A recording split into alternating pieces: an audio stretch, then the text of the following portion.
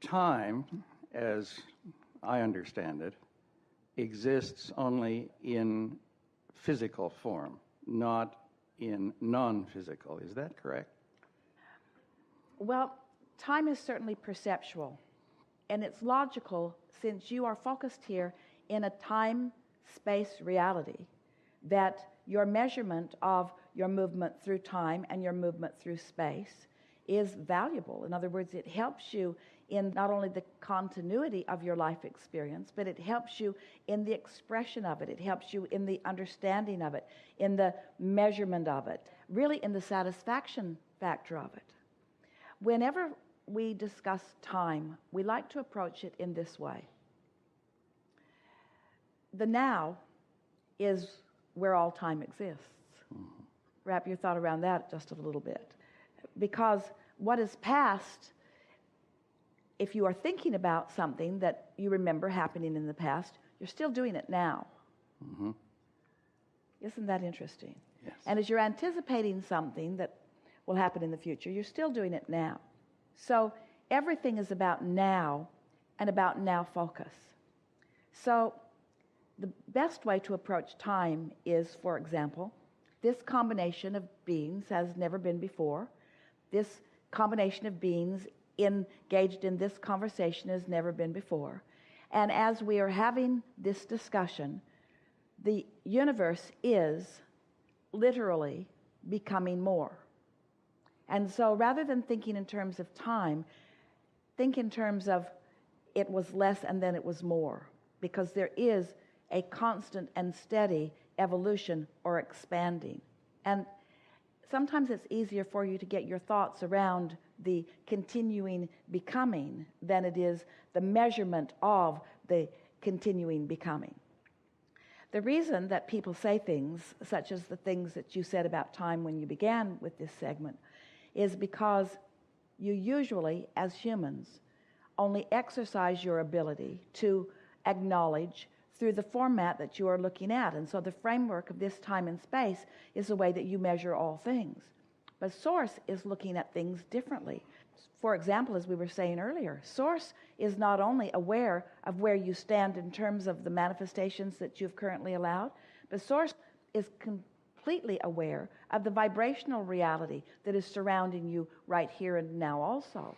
And so if you can get manifestation out of the time conversation, then you can begin to understand what time is like for Source. In other words, we are rendezvoused here with you. You are in a time-space reality, and we are rendezvousing here with you. We are with you as you are moving through your time and space all of the time, even though humans would want to call us timeless and spaceless. But we cannot really be considered timeless or spaceless if we are focused with you in your time and space. So now, instead of using words like time and space, let's use words like focus. Let's talk about dreams where energy is focused and you actually have manifestations in your dream state that you individually are perceiving. Esther will say, I can't believe how much ground I covered in my dream last night. I was in so many different places with so many different people at so many different times. Well, of course, anyone looking on at her would not have seen her time traveling or space traveling. It's a perceptual thing, isn't it? Mm-hmm. And so we like the continuity that you have in your time-space reality. And even though we like the continuity of your time-space reality, almost everything that we are talking about with you these days is to help you to blur those lines between those times and spaces so that you can begin to approach the time and space in which you are living from this more expanded point of view. We want you to include the whole of you. We want you to include what's vibrationally in your vortex, not only what has been manifested. In other words, we want you to begin to feel the wholeness of who you are, the vastness of who you are. So, in context of the things that we've been discussing so far on this voyage, this is the way the time factor dovetails in a very productive way for all of you. When you think in terms of alignment or resistance, and then you think in terms of specific and general, do you acknowledge that it is more logical that you would be in a aligned state in your more general discussion and in a more resistant state in your more detailed discussion? It's just sort of the way it is. Yeah. Now, as you begin doing this work where you're starting in the more aligned state and you're allowing the momentum to build so that you are now experiencing faster momentum in a state of pure alignment, your time and space is going to transform for you, because you will be standing in your time and space in complete alignment with the source within you in very fast momentum.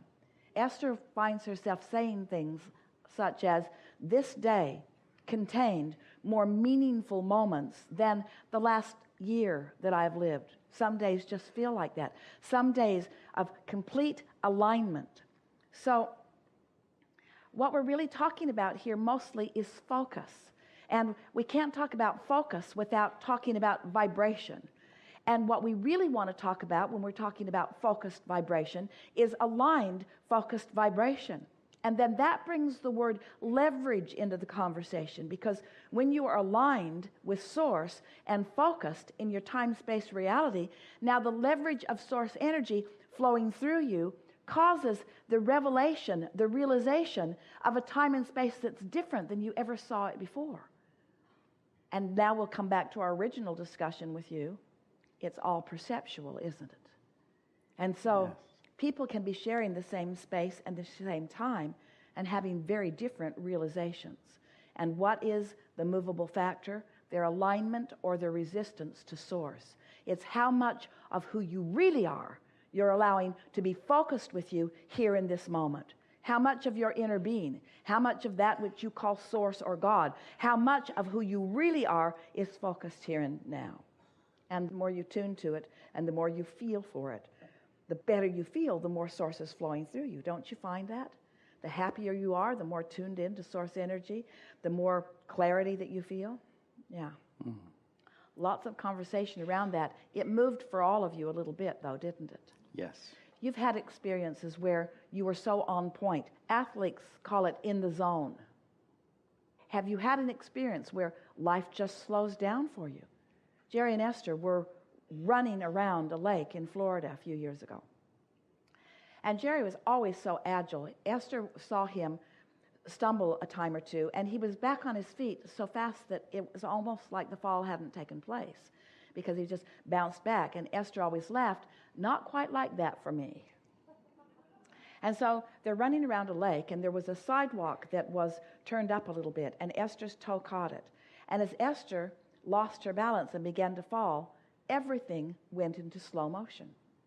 And Jerry caught her fall 4 or 5 times on the way down. It was like he wrapped himself all around her as she was on her way down. And it was because they were in sync with source.